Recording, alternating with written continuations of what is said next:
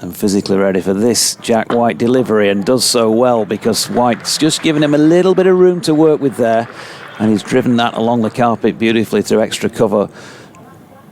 Makes his way in and bowls again, and the same again. McKinney has given that bit more of a thump this time, and wide for us. Jack White in, that's punched through extra cover by Bedingham. That's going to be his first boundary. Just a little bit too short. Outside of off stump from Hill, and it's gone for 4 towards the old pavilion in the far corner of the ground. Yeah, Durham won that match, and it was at the time it seemed like it was a title decider, and it turned out Hill comes in again, and that's punched away nicely by Bedingham. It just sat up for him outside of off stump, and he's played that beautifully through the covers to the east stand for 4. As Thompson bowls to McKinney, that's absolutely hammered away. Short and wide, and given the treatment right out the middle of the bat, and driven firmly past point for 4. Hill, none for 10 so far. Bit of swing on that one, and it's just taken it nicely away from the stumps. And McKinney, Hill around the wicket. Oh, that's the end of McKinney. And there's your 3rd wicket. There's a bowling point for Yorkshire. They move 7 clear of Durham. And McKinney just lured in. It was a lovely ball there. It's going across the field quite quickly, and it'll go for 4. Takes him on to 9. Was it already on there? Has he added the run already? Bedingham not out 15, Rhodes not out on 8. 63 for 3, with Milnes 1 for 14 from 9 overs and 4 maidens. George Hill 8 overs, 2 maidens, 1 for 18. Jordan Thompson, first ball of the afternoon session then to David Bedingham. He's going to be a single, pushed out to Don Bess at extra cover. He got a throw off, but overs to constitute a game. Here is White once again. That's going to be 4 off the Will Rhodes bat. As he's flicked this one off his legs. That's a lovely shot by David Bedingham. In comes the bowler, over pitch. That's going to be 4 all day long, that one. 2 full and 2 wide, and it's gone through the covers for 4. 2 balls left of this 38th over. This is turned by Rhodes off towards that long leg boundary again, and will he get there? This time he won't. Same position as the last time that Milnes managed to get around and cut the ball off in front of the east stand. As, this is turned by Rhodes. Oh, he's found a nice gap there between deep square leg and long leg, and he's placed that for 4 towards the right arm over now to Bedingham. Bedingham steers that one beautifully away through mid-wicket. That was effortlessly timed there, right off the meat of the bat. That's 4 runs. Revis bowls to him, and he turns this nicely through mid-wicket. He's strong on his leg side here, and he batted very well last week against Worcestershire.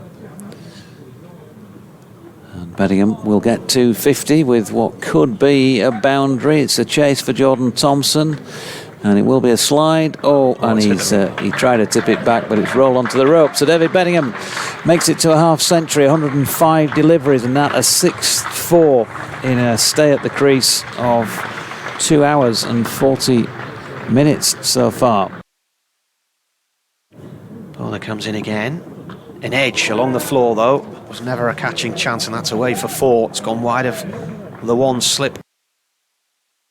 It again, and Bedingham cuts that one through 3rd man. Jack White is giving chase, but loses by a couple of yards as that one bobbles over the rope. Eventually Rhodes gets to his 50 with a single out through mid-wicket. So 40th time he's done it in first-class cricket, and he's there in I think about 95 balls, 7 fours. Delivery to complete the job. Here he is now, and he's got a wicket with it. Full, flicked away into the leg side, and that's a good catch because that was travelling. James Wharton is very good in the field, as we know. George Hill comes in over the wicket, bowled him. A leave by Ollie Robinson. Injudicious, just leaning into that, but not fully covering his off stump. Milnes up there to drive, invitation accepted, and a thickish outside edge by Graham Clark. He's got 4 for it because it's wide of the cordon. Ball, Clark has played that one well, actually. A little bit tennis style almost, as he got down over the top of it, almost as if he was about to play a serve. Mills in again. That's cracked away and dealt with by Graham Clark. And that's about as explosive as... This is tossed up wide of off stump and driven through extra cover by Graham Clark. He came up with a cracking shot backward a point in the previous over. Mills in short, pulled 4. Got into position. Mills comes in. It's full and straight and firmly defended by the batter. So he'll finish on 23.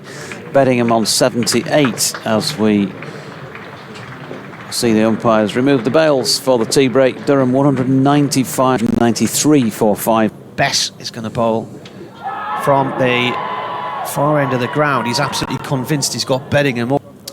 In comes the bowler. That is worth a shout, and that is the end of Clark. Playing across the line, it stayed low, it's hit him on the front foot. He's gone LBW.